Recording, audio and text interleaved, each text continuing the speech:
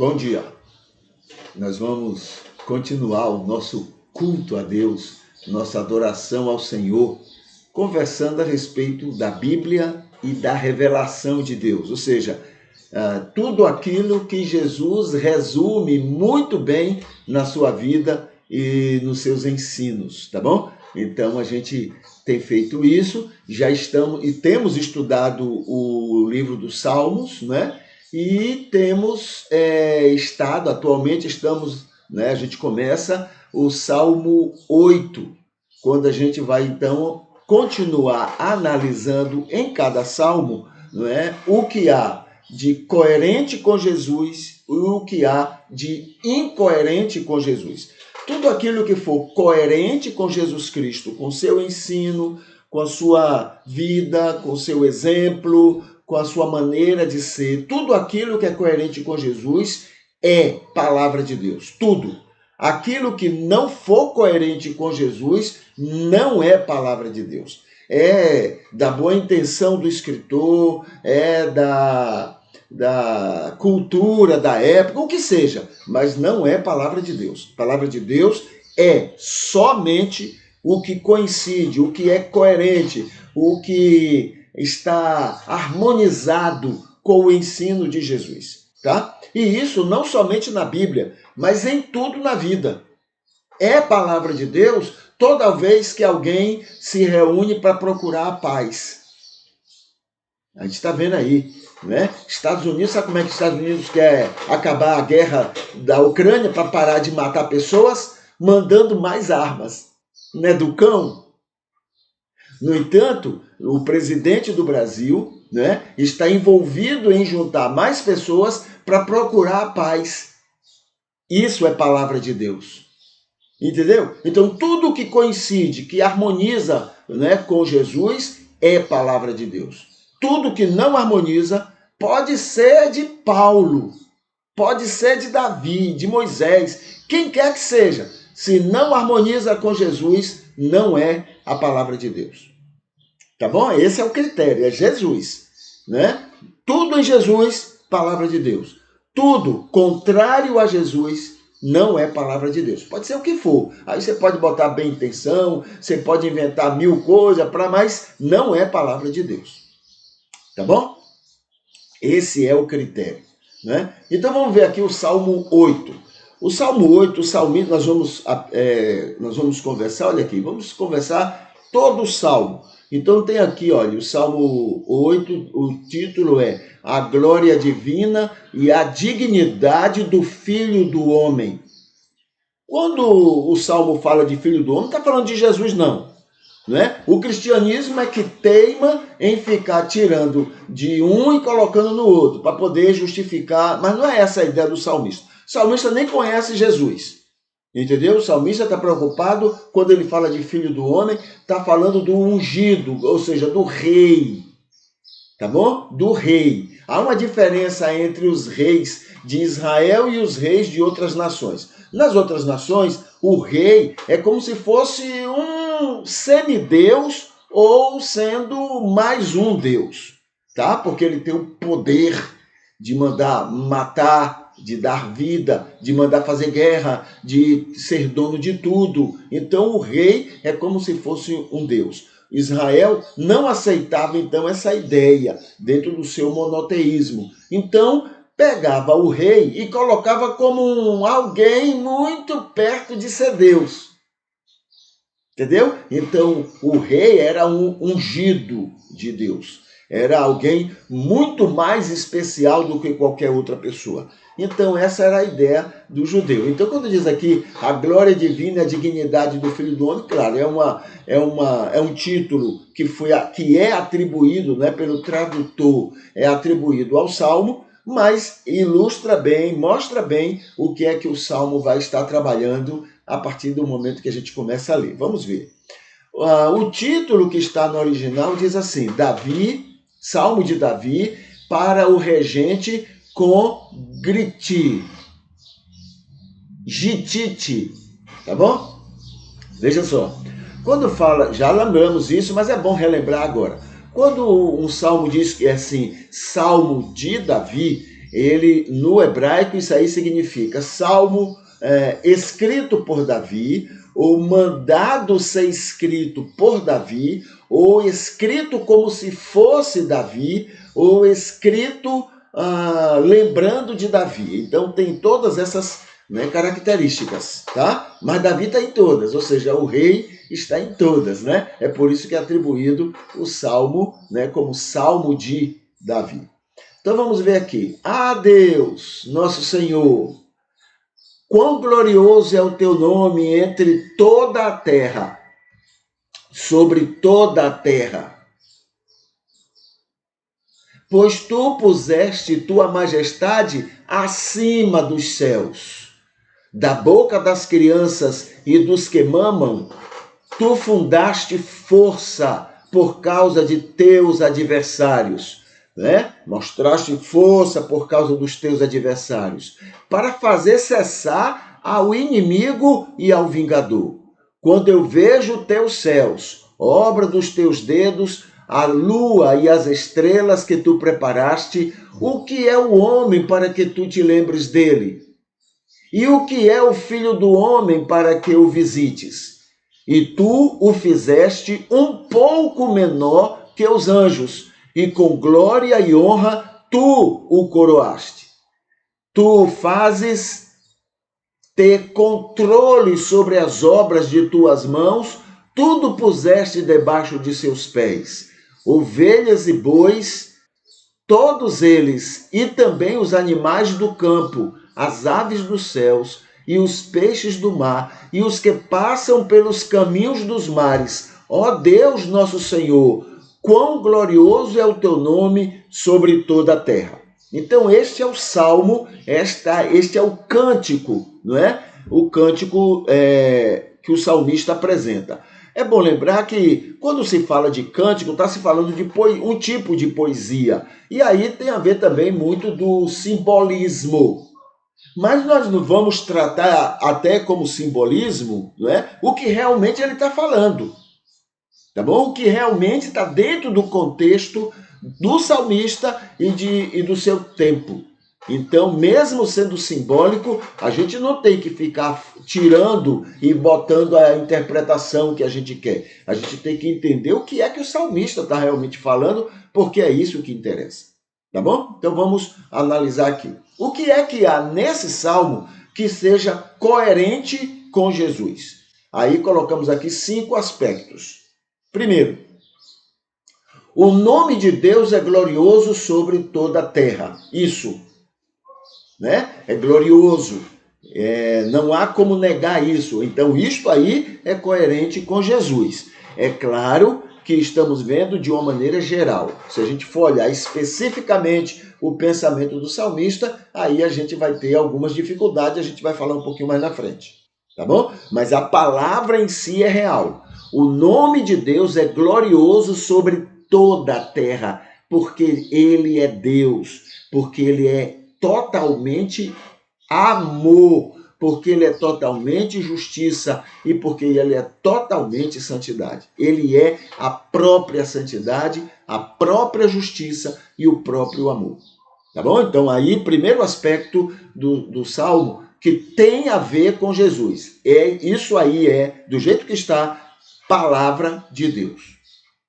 Segundo, das crianças fundastes a força. Isso quer dizer, da fraqueza criastes o poder. Também é de Deus. Tem tudo a ver com Jesus. Entende? Então, nisso aí, desse jeito, o salmista está correto.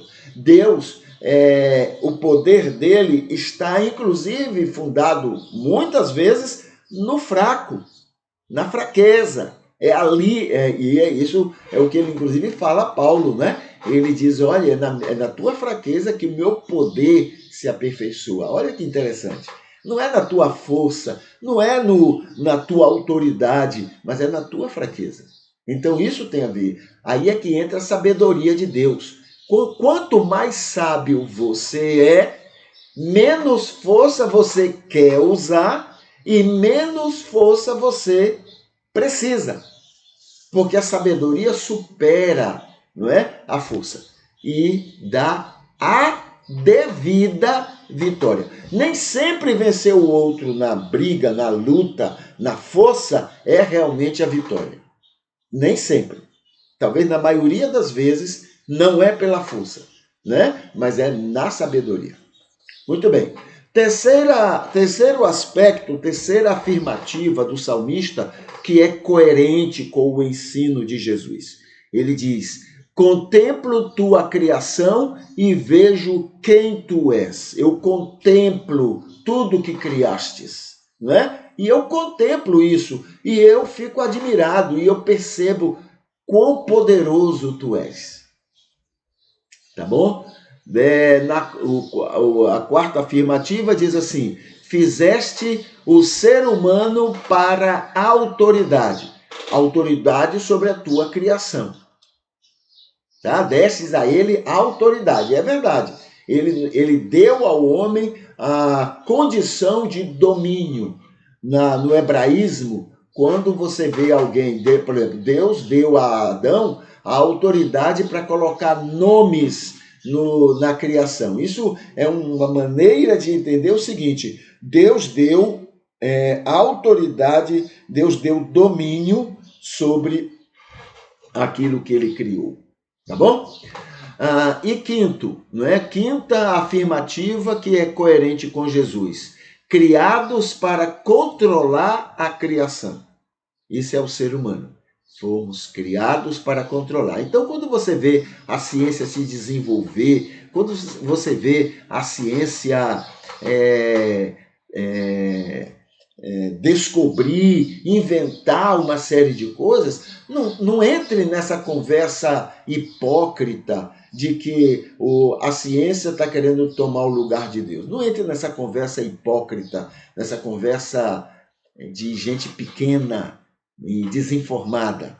Porque a Bíblia diz que Deus deu autoridade ao ser humano para controlar, dominar a criação. E isso inclui a ciência, né? A sabedoria, o conhecimento, para que possa ter domínio, conhecer exatamente por que as coisas são o que são, por que acontecem como acontecem, não é? Isso é ciência e Deus deu autoridade para que o ser humano fizesse isso. Tá bom? Então não entre nessa tolice, né? Essa disputa religião com ciência não tem sentido, né? Deus deu autoridade para que a ciência fosse o que ela é e crescesse. Ainda vamos chegar muito mais, porque Deus deu condição e autoridade para que o ser humano chegasse a tudo isso. Tá bom? Isso são aspectos que coincidem, são coerentes com o ensino de Jesus. Agora vamos ver aqui entre as incoerências com Jesus no texto, né? Existem outras incoerências, mas nós vamos citar aqui algumas. Deixa eu ver aqui, ao todo são 6 incoerências. A primeira: és glorioso por ter posto tua majestade acima dos céus. Deus não é vaidoso, nem precisa disto para ter autoridade.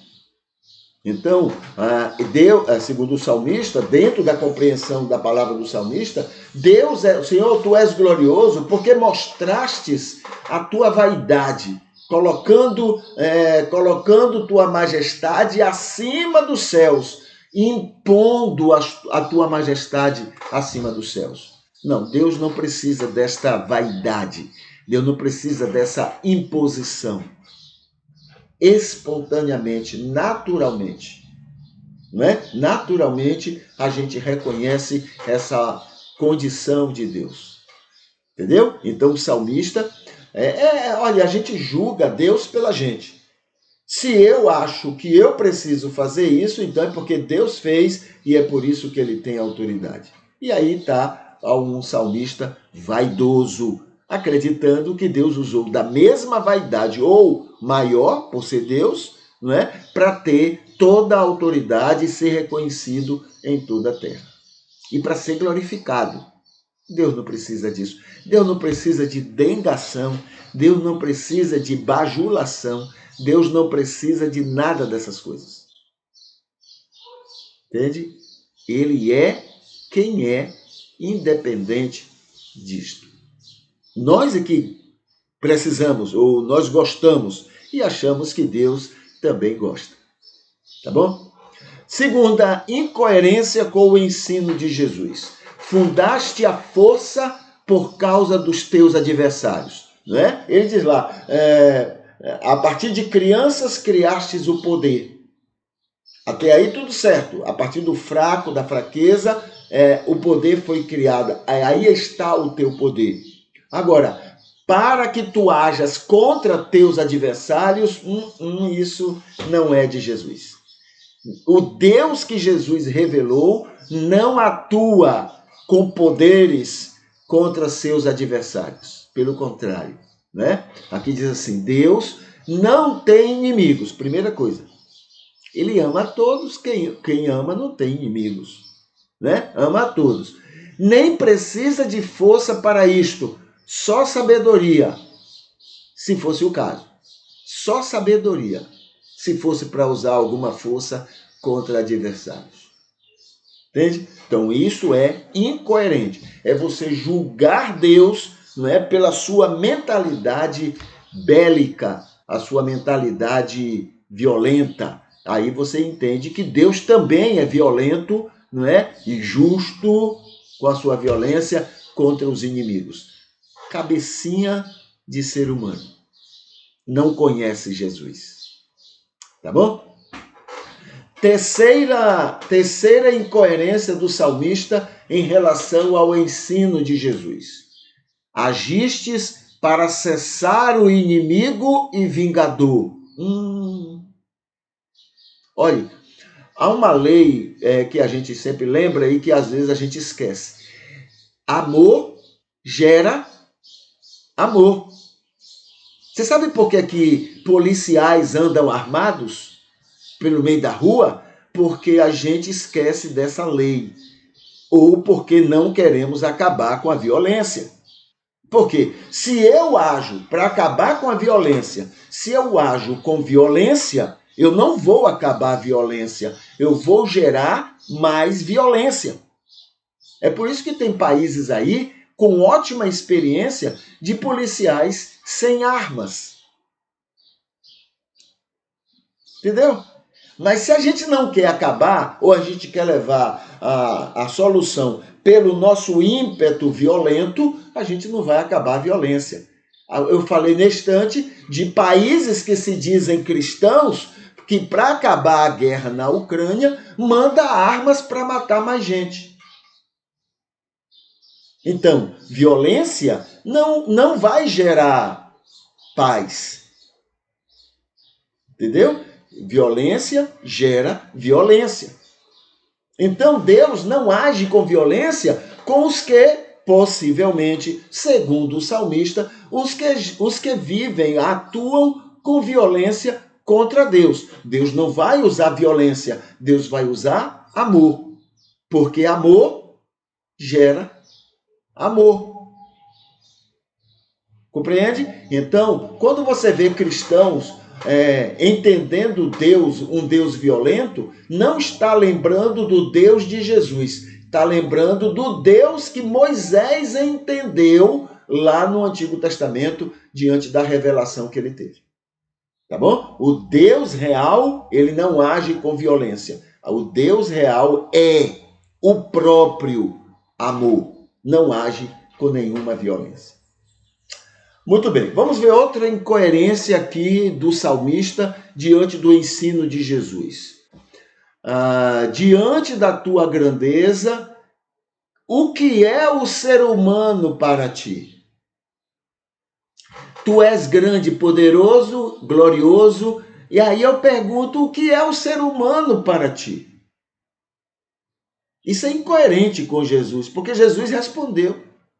Para Deus, o ser humano é pura manifestação do amor de Deus em criar, em amar, em buscar para salvar o ser humano. Entende? Então, o que é o ser humano para ti, Senhor? Muito, muito, né? Se Jesus tivesse que vir ao mundo para salvar uma por uma das vidas, vir toda vez para salvar uma pessoa, ele faria, de tão importante que o ser humano é para Deus. Entendeu? Uma boa explicação é quando a gente diz que uma só pessoa, um ser humano, vale mais do que o mundo inteiro para Deus. Vale mais do que toda a criação. Tudo da criação. Muito bem. A quinta incoerência diz, porque lembras e visitas as pessoas. Por que tu te lembras das pessoas e visitas os seres humanos, Senhor? Por que, se tu és tão poderoso e tão grande? A resposta foi dada em Jesus, porque Deus ama. Deus ama, e quando você ama, você faz tudo aquilo que ele fez. Sexto, por menor colocaste, fizeste ele pouco menor que os anjos. Isso é incoerente. Tudo foi feito em função do ser humano. Se existe literalmente a questão de anjos, né? Se existe literalmente, os anjos também estão em função do ser humano. Em nada. Se existem literalmente, os anjos é mais importantes ou estão acima dos homens, dos seres humanos. Né? Os anjos e tudo mais foram criados, o que foi criado em função do ser humano, para salvar o máximo de pessoas sobre a terra. Então não é um pouco abaixo dos anjos, não. Entendeu? Muito acima dos anjos. Muito acima dos anjos. Muito bem. Então, esses são aspectos incoerentes com o ensino de Jesus. Vamos ver aqui o que é que nós temos de motivos de oração para o nosso dia hoje, né? Segunda-feira, aqui está. Agradecemos por ele abençoar todo mundo sem exceção. Graças a Deus. Ele abençoa todos. Agradecemos por ele querer o bem de todos. Agradecemos porque tem muita paciência com cada um de nós. Agradecemos também pelos que cultuam conosco sempre. Pelos aniversariantes de hoje. Pelos cuidados com enfermos e desprotegidos. Agradecemos também pelos anjos na minha lista de oração, né? Com iniciais A, B, C, D, E, F. Hoje é meu dia de orar por esses anjos na minha extensa lista de oração. Pedimos, por favor, nos faça ser mais bênção para este mundo. Tira toda a nossa intolerância contra pessoas. Nos faça respeitar todos ao nosso redor. Pedimos, por favor, que nossa vida não atrapalhe pessoas encontrarem o perdão de Deus. Pedimos também, faça-nos atuantes contra a fome e a pobreza no mundo e no Brasil. Pedimos também, usa-nos como defensores de uma ótima saúde pública, que a gente brigue por isso, para que todo mundo tenha uma saúde pública maravilhosa no nosso país. E a gente agradece. Obrigado, Senhor, em nome de Jesus. Amém. Tá bom? Esses são os nossos motivos de oração para hoje.